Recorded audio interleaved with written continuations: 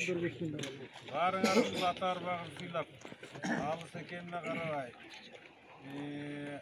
қымбат екеніне қарабай, шақырған елді сыйлап, атаны арбағын сыйлап келгеніңерге бірінші ретте тағзым қыламыз. Байкелет. Сілер мына ушул эменин көркүн ачып атасыңар, ушул иш-чаранын. Эми бул ата жөнүндө эмени баштаардан мурда атага арнап туруп Куран окуп коелу. Мына Фархат дегенин силердин айылда жакшы динди жакшы туткан бала экен.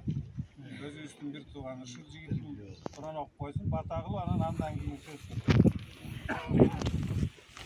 Бугулар качып барып кекеске кетип, көп олжо менен келет экен. Кеминде эле бир 20 кул күн байгеге сайып келип айтатын Ашымбек. Мына орекил Агучуктун бер жагында Акталанын этегине айтатын Ашымберген дейт. Ушул жерден 20 тирүүлей кишини байгеге сайып. Андан башка мал мүлкү тиги мунусу баары олжо катары алып калды. Так, мына орекил да бир эртиге. Мына ушулардын аркасы менен го дейм. Ушулардын аркасы менен Шайбыр баатыр атап эл жерди коргогон адам азыркыларда эмес. Жалаң темеде жана тарыхында көп айтылат. Шергази деген биздин аталардын жакшы аты бар экен, Келинкер деген. Ошону көп айтат. Дайыма Шайбыр ошону минип жоого чыкчу эле деп. Жайдак минип чыкчу эле, анан эмне деген. Эми бул мен китептен окугандарым акелер. Мен китептен окугандарым. Анан аталар эми баягы далили жок мындай ар кандай баатырлык сөздөрдү айтчы, анысын жөн эле коелу. Мен тарыхтан окуганымды мына сиздерге колдон келишим жеткирдим окшойт дейм да. Анан эми ушул атабызды эл ардактап Шайбыр баатыр деп уш жерге коюп, ушул жана айтпадымбы тиги арзыда Нусуп бий турчу экен, Курманкожонун бийи. Балбак баатыр иниси экөө ошояктуу. Эрке Акжар менен Күндөбөдө төлөктөр агачкы чекендер. Мына кадыр деле Үсөн уулу агачкы чекендер ошол жерде. Ата конушта ошол жерде. Булар Жумгалга барган, бирок кайра кетип калган.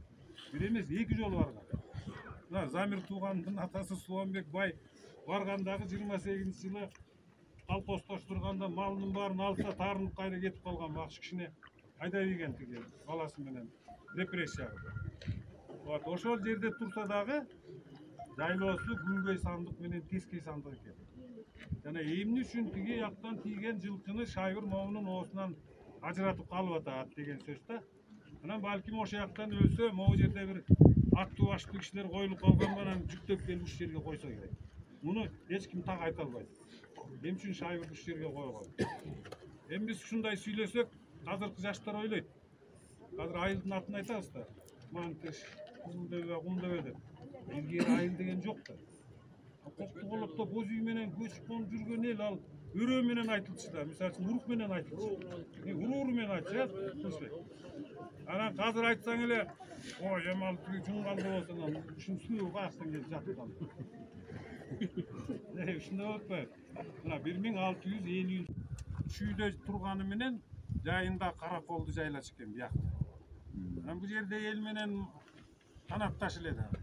Ормон хан боло элек, эр жигит, 40 жигит күткөн. Анан экөө кээде сайша кетчү экен, чабыша кетчү экен, жылкы тийчү экен дегенде окуясы бар. Эми ал чоң маселе эмес. Андан кийинки бул кишинин эң чоң маселеси медеп татканын ашында чыр чыгат. Билесиңерби? Чыр чыгып, мына эки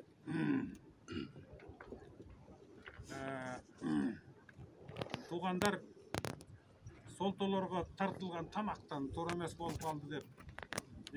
Көлдүктөрдөн Балбай менен мырза келет. Мырзасы шок жигит экен, жөн турбай колго түшүп калып, анан ыза көрүп кетет.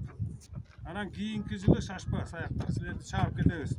Айлаңар өлгөн. 1 жылга болжошуп келип, анан кийинки жылы кол келгенде, мына могу Шайбыр атам чыгып, жекеге чыгып 2 баатырын өлтүрүптүр солтолорду. Жаныбек, Тыныбек деп жазылып жүрөт тарыхта. Туурабы?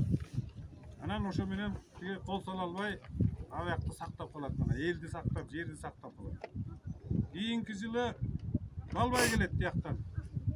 Балбай келип биринчисинде колго түшүп, кулагы кесилет, Экинчисинде кара кужур дагы менен дагы келип, дагы бу көлдөгү тыстар бияққа хабар беріп даяр тұрғыла деп.